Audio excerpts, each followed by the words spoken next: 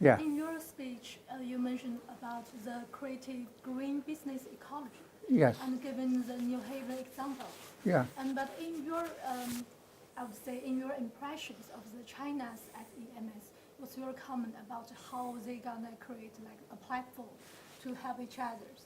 How they're in a creative platform. Yeah, how they, I mean, by your advice, like the New Haven examples, how they gonna create a platform for the China's SEMS?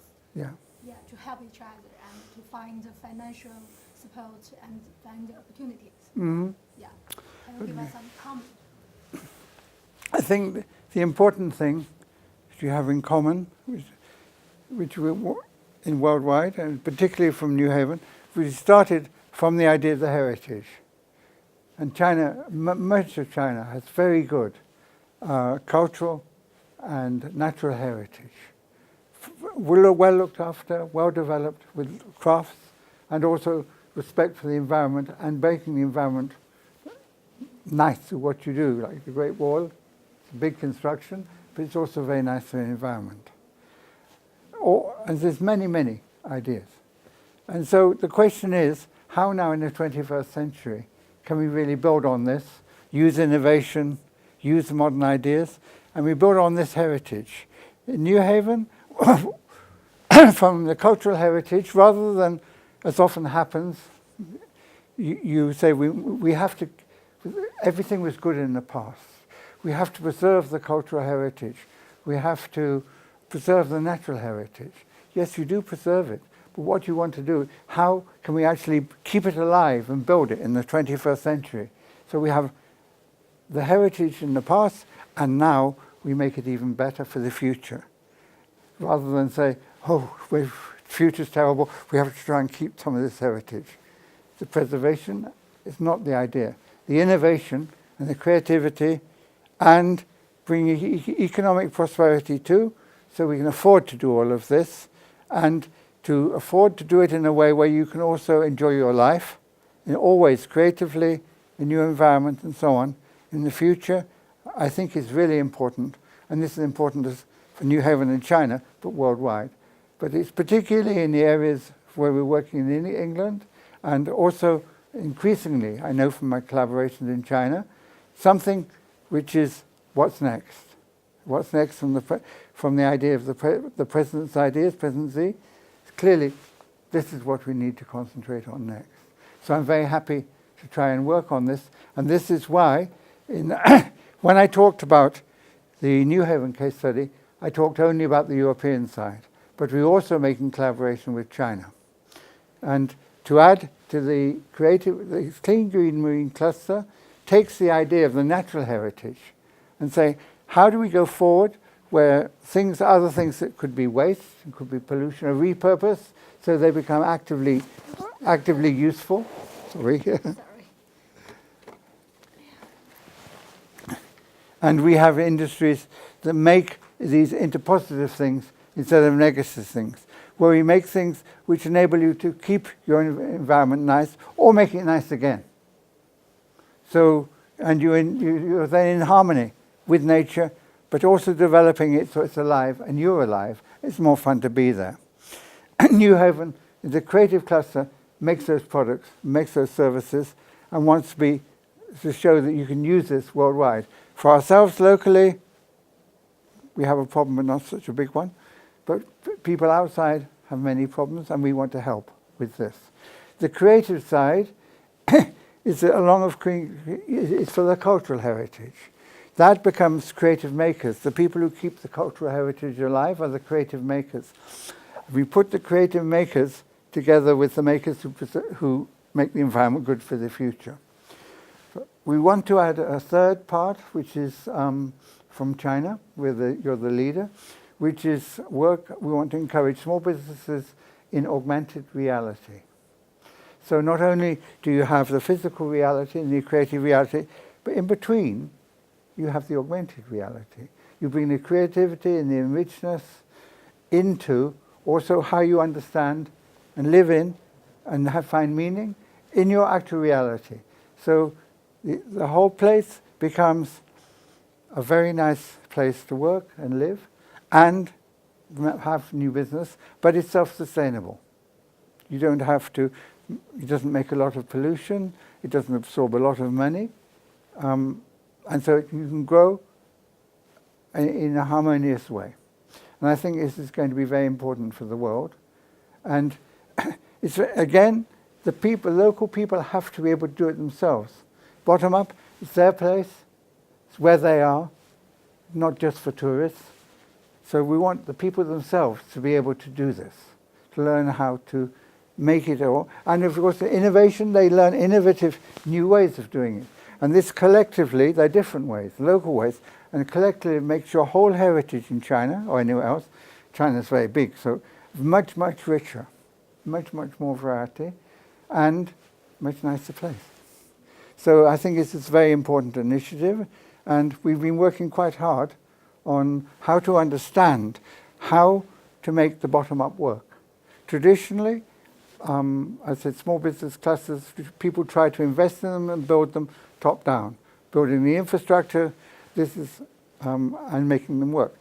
As I said, I've been in China for the past 10 years, mainly during the period from Made in China, with the watchword, and there was innovation then, but your innovation was in production systems, logistics systems, how to get all your products worldwide, and communication with the outside world. So you knew how to take the design, became world leader in that. But then there was a question of creativity in China. So you do it yourself. Now we have survived, we've worked quite well. We've got more creativity in Chinese education, and it's filtering through. So you can do the creative innovation and creativity for yourself, and you soon be world leader in that. So what's next? Bringing innovation alive, or bringing innovation alive for all the people. As I said, the old model wasn't innovative. It's top down. We think we can invest. We think we know ways that clusters work. We try and make them work that way through our objectives, and somehow we can't make it work in practice. In creative clusters, the first one in Beijing, 798, was done bottom up. At the time of the Chinese Olympics, when you moved a lot of industry out of North Beijing, but left the people behind, that you found in one area, in 798, we came there, creatives came, and said, we'll try and do something ourselves. And it was like and then went up market, you got restaurants, the rents became too high, creatives began to move out. So it began to dilute the creative energy.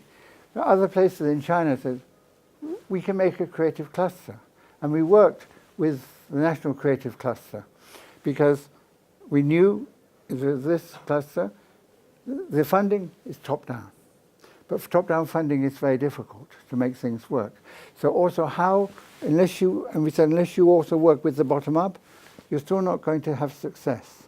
You can build beautiful space, beautiful buildings.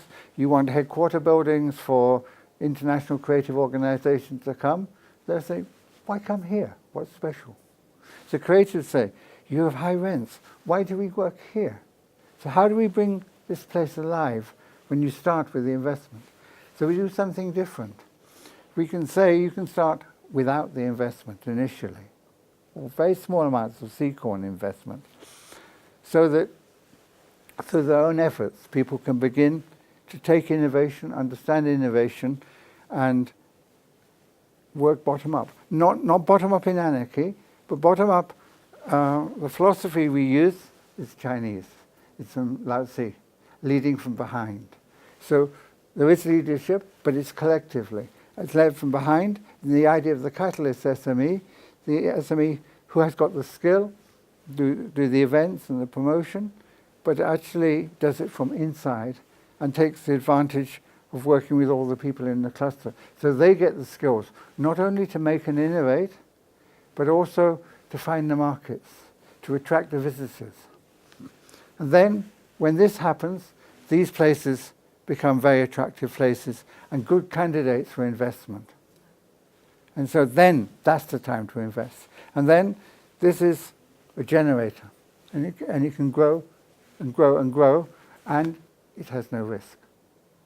Thank So you for your answer. this is why we think it's a very important model. This is a very friendly new start of the, the investments. For generally for the normal people to thinking, they always thinking to find the investment first, and Yeah. then try to work hard on themselves. That's your I would say suggestions is totally different. Yeah, there was a time over this last period, say, if I go back 10 years ago or 20 years ago, in Europe, there was a time of a lot of money for investment, particularly from the state, from open foundations, civil society. People wanted to help, top-down money. There's less now, which is probably good for us. But we had a whole area of our society which is called civil society. Mm-hmm. This meant people who'd like to invest for social good. Yeah? Now the problem with that investment was that, wait a minute, It's okay.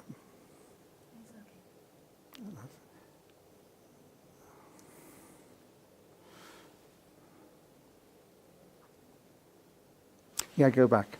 And what I want to say, it's in the, one moment, I lost this thread. One moment, cut for a moment.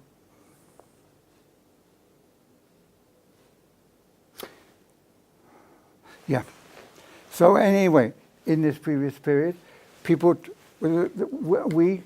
grants and investment was quite important, and then we would take the money, do what people suggested, and build clusters this way, build all sorts of projects. But the problem is, if you take grants this way, you work for the period of the money which is invested. When it's finished, you go back and say, we'd like some more, please, because so we can do more. The investors say, well, we've given you money this time, now it's time for somebody else. So all your gains vanish. And one of my friends of mine, said a very important thing, that we have to get people off the heroin of investment grants. Because it's like heroin, it's like a drug, which if you just take it, you feel wonderful, And then it finishes and you ask for more. And in the end, your life is ruined. And we've seen this happen for small businesses. This is why they fail. So we cannot use investment like heroin, like a drug, to make things seem good temporarily. So what we need to do is we need to have people able, through their own efforts, to benefit from the investment. So it's no longer heroin, it's no longer a drug, but it's support for real flourishment. And it's a win-win situation. The investors win for what they want, and the people win for what they want. They don't have to be the same, but they have to be in harmony. And the people have to be able to show that they can operate in this top-down, bottom-up collaboration. And it takes a little bit of time to get started. And at this time, the best way is to look only for what is called seed corn funding. The seed corn, the corn which you plant to make the crop, to multiply. And this seed corn funding, if you think of what we are building, is a machine, bottom up, like a steam engine, yeah? To make the cluster, all you need, the promotions, the facilitation, to make the thing grow, is a system, is a machine. But that part is made out of many parts, and it may not work. Until you add, like a steam engine, Lloyd made it out of steel, hard to make it work, until you add a little bit of oil. Just let all the things move smoothly. You need the investment initially just for the oil, so that the system can begin to move. And then when it begins to move, then you can give the real investment, because that investment will then, instead of being wasted, will be productive. And so everybody wins. So our interview will be done here. Yeah. Thank you. Thank you again. Okay.